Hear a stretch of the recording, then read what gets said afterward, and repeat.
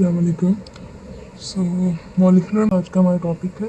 पिछले टॉपिक में हमने कवर किया था एटॉमिक नंबर और एटॉमिक मास नंबर, साथ में एम्पिरिकल फार्मूला और molecular formula. So let's start today's topic molecular mass. अच्छा, मॉलिक्यूलर मास क्या होता है कि molecular mass is the sum of atomic masses of all the atoms. यानी मॉलिक्यूलर मास सम होता है तमाम एटॉमिक मासेस का of all the atoms present in one molecule, present हो वन मॉलिक्यूल में। अच्छा, देखो किया था कि एटम के न्यूक्लियस में नंबर ऑफ प्रोटॉन्स और न्यूट्रॉन्स, यानी जब हम बात करेंगे प्रोटॉन्स और न्यूट्रॉन्स के सम की, मतलब प्रोटॉन और न्यूट्रॉन जब साथ मिला देंगे तो वो क्या कहलाता है, हमारा एटॉमिक मास। जबकि सिंपल अगर हमारे पास प्रोटॉन की बात की जाए तो हमारा एटॉमिक नंबर होता है। यहाँ पर एटॉमिक मास की बात की जा रही है, तो मॉलिक्यूलर मास क्या है, जब तमाम एटॉमिक मासेस को जमा कर देंगे जितने भी एक मॉलिक्यूल में प्रेजेंट है। यहाँ पे मॉलिक्यूल की बात हुई है ऑफ अ सब्सटेंस, यानी किसी भी एक सब्सटेंस में मौजूद है उनके एटॉमिक मासेस को हम कलेक्ट कर दें तो वो मॉलिक्यूलर मास कहलाता है। मिसाल के तौर पे कार्बन डाइऑक्साइड दिए हुए, अगर हमारे पास CO2 जैसा भी है, H2O या फिर NH3, ये सारे जितने भी हैं इनका अगर हमें एटॉमिक मॉलिक्यूलर मास निकालना है तो हम क्या करेंगे, सोडियम नाइट्रोजन का जो है हमारे पास एटॉमिक मास को और हाइड्रोजन के एटॉमिक मास को ऐड कर देंगे। अगर यहाँ पे कोई सा हमारे पास जैसे पावर 3 गिवन है तो हम क्या करेंगे, इसको मल्टीप्लाई कर देंगे, सिंपल। ये इसका यूनिट क्या है, AMU, एटॉमिक मास यूनिट। आसान अल्फाज में मॉलिक्यूलर मास की डेफिनेशन क्या है कि अगर हम सम कर दें एटॉमिक मासेस को, तमाम एटम्स के एटॉमिक मासेस को हम ऐड कर दें जितने भी मतलब एक कंपाउंड या एक सब्सटेंस में मौजूद हैं, तो वो हमारा मॉलिक्यूलर मास कहलाता है। और इसका यूनिट क्या होता है, AMU से हम रिप्रेजेंट करते हैं, एटॉमिक मास यूनिट। अच्छा, इसके बाद हमारे पास आता है फार्मूला मास। लेकिन जब तक हम मॉलिक्यूलर मास को सही से समझ नहीं लेते तब तक हम फार्मूला मास को नहीं कर सकते। तो मॉलिक्यूलर मास के हमारे पास कुछ न्यूमेरिकल्स होते हैं, छोटी सी हमें कैलकुलेशंस करनी होती है तो हम वो करते हैं। कुछ फाइंड करने के लिए दिया जाता है, छोटे छोटे न्यूमेरिकल्स के तौर पर आ जाते हैं। तो यहाँ पे क्या है, पहला क्वेश्चन कि how to find molecular mass of the following compounds. बहुत सारे कंपाउंड्स के बिना।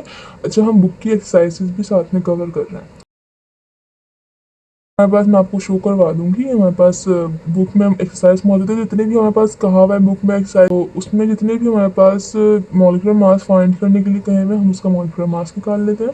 सबसे पहले हमारे पास एक कंपाउंड मौजूद है, CO2, कार्बन डाइऑक्साइड। अच्छा, हम इसका डेटा इस तरह से बनाएंगे, डेटा की हेडिंग डालने की मैंने यहाँ पे काफ़ी छोटा उसमें किया, तो आप लोग अच्छा बड़ी हेडिंग डाल के कर सकते हैं, इससे मार्क्स आपको अच्छे मिल सकते हैं। Then atomic mass of carbon. अच्छा, हम डेटा में क्या बताएंगे कि भाई हमारे पास एटॉमिक मास ऑफ कार्बन कितना है, आपको याद भी होना चाहिए।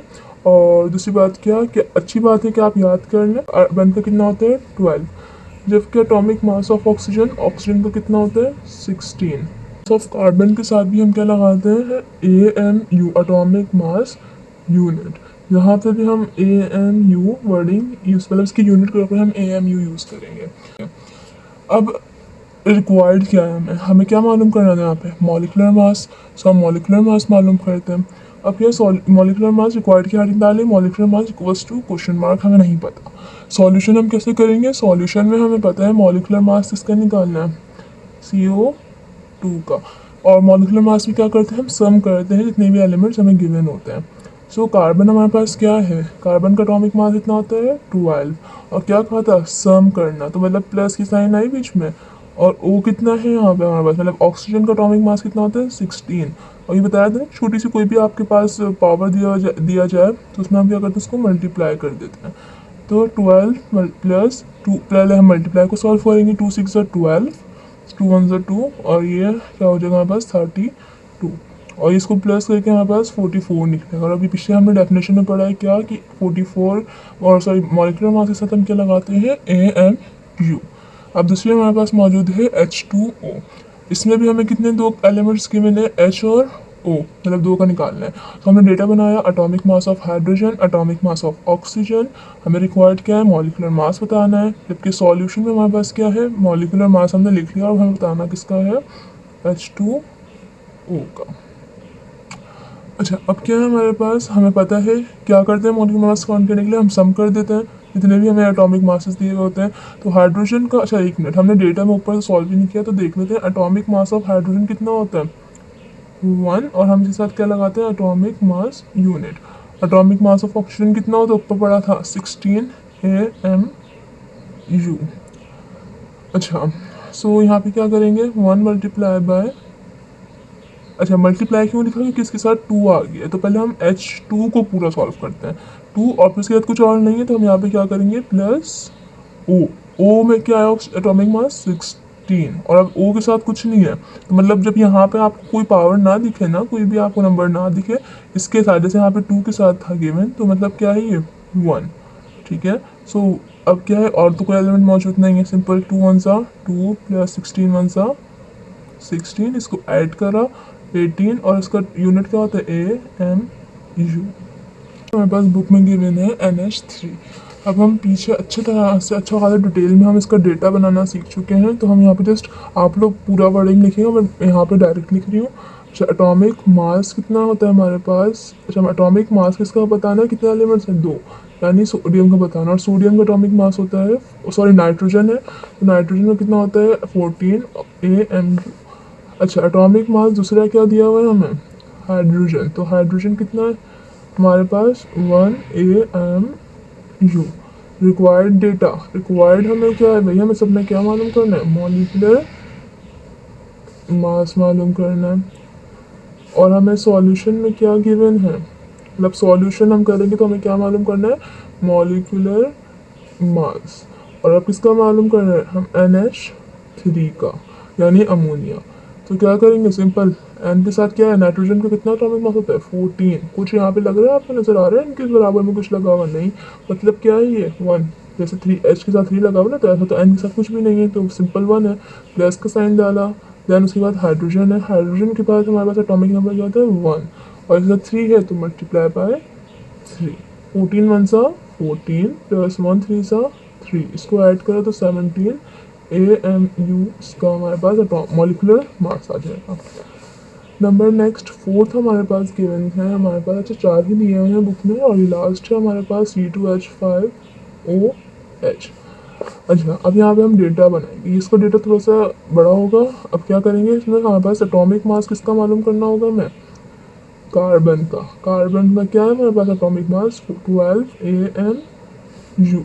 एटॉमिक मास और किसका है फिर, हाइड्रोजन, हाइड्रोजन का करो, हाइड्रोजन हमारे पास क्या होगा 1 AMU। फिर एटॉमिक मास किसका, ऑक्सीजन का कितना होता है 16 AMU। एटॉमिक मास किसका है अब, हाइड्रोजन का, वापस लिख लो ताकि आपको मसला ना हो, वरना आप एक दफ़ा लिख लें तो काफ़ी है। ठीक है, अब हमें रिक्वायर्ड क्या है, मॉलिक्यूलर मास,